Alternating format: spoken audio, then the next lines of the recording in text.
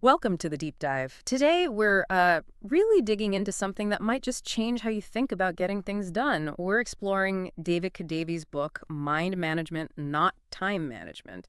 It's quite a shift. And our mission here is to sort of unpack what that really means, especially now in this, creative age.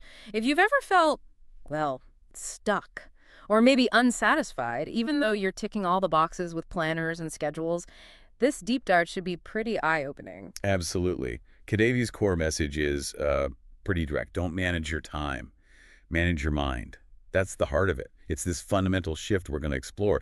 Think about it. How many time management systems have you tried, and you still felt like you weren't hitting your stride? Right. So let's break that down. This traditional idea of time management, Right. where did it even come from? Kadavy argues it's kind of outdated, doesn't he? He does. And it really stems from the industrial era. Hmm. Picture factory workers, machines chugging along assembly lines. Okay, efficiency, output per hour. Exactly. It was all about squeezing the maximum physical output from a set block of time. Predictable, measurable work. But today's work, especially creative work, it just doesn't fit that mold. Creativity, well, it flows, right? It doesn't really follow a clock. You can't just schedule a breakthrough idea for 2 p.m. Precisely. Hmm. So Kadavy's argument is that our mental state, not the minute hand on the clock, is what actually dictates our real productivity. That's the core of this mind management mindset. Okay, so if it's the mental state that matters most, what does that look like practically? Do we just, sit around waiting for inspiration? Or is there more structure to it? No, not quite just waiting around. Yeah. It's more about understanding that our mind moves through different gears, different modes. Kadavy identifies these distinct mental modes, and recognizing them is key. Right, he talks about creative mode. That's when ideas are just, popping. Right. Effortless almost. Yeah, the zone. Then there's analytical mode. That's more for like editing, refining ideas, critical thinking. Spot on. Sharpening the focus. And mechanical mode, this is for the stuff you can do on autopilot, right? Repetitive tasks, admin. Exactly. Low cognitive load stuff. Replying to routine emails, filing things. And crucially, rest mode, which isn't just doing nothing, is it? Not at all. It's vital. It's where your brain digests information, makes connections, recharges. It's active recovery. So how do we use this? If I'm scheduled to write from 9 to 11, but my brain feels like mush. That's the point. Don't force it. If you're feeling foggy, maybe that's the time for mechanical mode tasks. Answer those emails.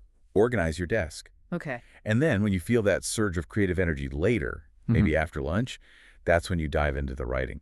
You match the task to your current mental state. Got it. So you're always productive, just productively doing different kinds of things based on your mind's readiness. Exactly. It avoids that feeling of banging your head against the wall on a task your brain just isn't ready for. Which leads us to Kadavy's system for actually organizing work around these modes. He calls it the idea system, right? That's right. It's a practical framework, a flow, really. It respects how ideas naturally develop. Okay, let's walk through it. First step is capture. Yeah, just getting ideas down. Raw thoughts, fragments, observations, shower thoughts, notes app on your phone, wherever. Don't filter yet. Just grab them as they come. Then step 2, distill. Right. This is when you need that analytical sharpness. You sift through your captured ideas, look for the gems, the ones with potential. You refine them a bit. Makes sense. And then expand. This is for your creative mode, your flow state. You take those distilled ideas and you flesh them out. You develop them, explore angles, really build on them. Okay, that's the core creation part. And finally, polish. Exactly. This is often good for lower energy states, maybe that mechanical or slightly analytical mode, cleaning up drafts, editing for clarity, formatting, the finishing touches. So it's a cycle. Capture, distill, expand, polish. And the beauty is there's always something productive you can do, regardless of your energy level. If you're not feeling creative enough to expand, maybe you can polish something you worked on yesterday or distill ideas you captured earlier. So you're never really stuck, just shifting to a different part of the process. Precisely. It keeps things moving. Now, this relies heavily on knowing when your mind is in these different states, which brings us to another key Kadavy concept, biological prime time. Yes. This is huge. It's about recognizing your personal energy rhythm. So understanding your own natural cycle of alertness, creativity, focus throughout the day, because it's different for everyone, right? Absolutely. Some people are sharpest first thing in the morning. Others, like me, maybe hit their stride mid-morning or even late at night. There's no one size fits all. So how do you figure yours out? Kadavy suggests, and I think it's great advice, just track yourself for a few days. Pay attention. When do ideas flow easily? When are you best at solving tough problems? When do you just want to, zone out or nap? Just observe your natural patterns. Yeah. No judgment, just observation. Hmm. The goal is self-awareness, so you can start designing your schedule around your energy, not forcing your energy to fit a pre-made schedule. That flips the whole thing on its head. It really does. And this even leads Kadavy to challenge something as fundamental as deadlines.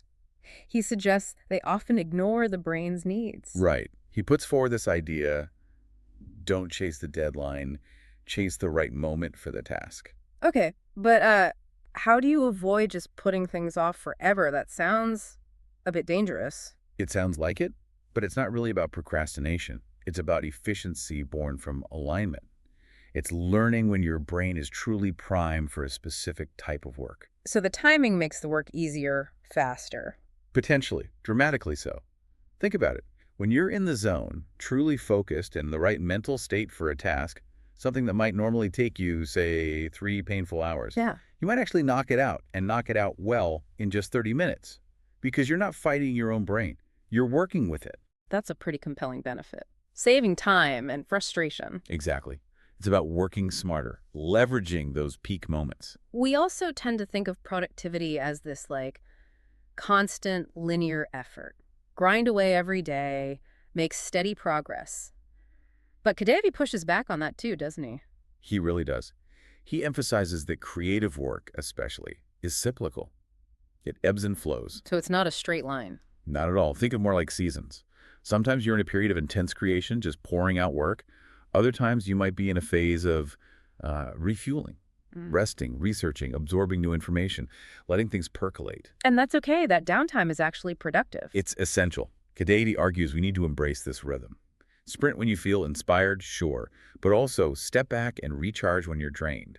Allow your subconscious time to connect the dots during that downtime. So it's about sustainability, avoiding burnout. Absolutely. Trying to maintain peak output constantly is a recipe for burnout.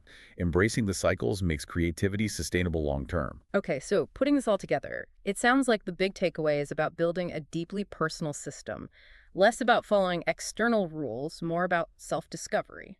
That's exactly it. Break the rules, or rather, make your own rules based on what works for you. So, like the examples he gives, if you get your best ideas walking, Then make walking part of your work routine. Schedule those walks. or if you focus best editing in a noisy cafe. Go to the cafe.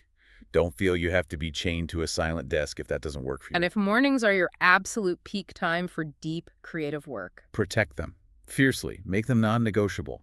Block that time off from meetings, emails, everything else. It really comes down to self-awareness then, knowing yourself. Totally. Your job becomes learning what conditions truly fuel your best work, your energy cycles, your preferred environments, the modes your mind moves through, and then actively creating and protecting those conditions. So wrapping this up, Kadavy's ultimate message isn't really about packing more into your day. Not at all. It's about doing the right things, the things your mind is actually primed for at the right time. It's about quality and flow over sheer quantity and force. And the result of shifting from time management to mind management. Well, you stop fighting yourself. You start working with your natural flow. You build a work life that feels less stressful, more inspired. And hopefully unlock that creative potential that maybe felt blocked before. Exactly.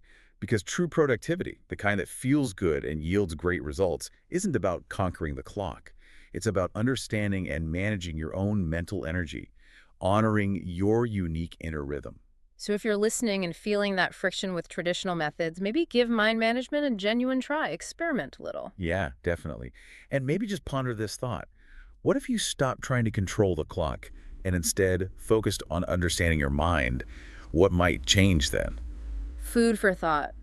Stay thoughtful, stay creative, and let your mind lead the way.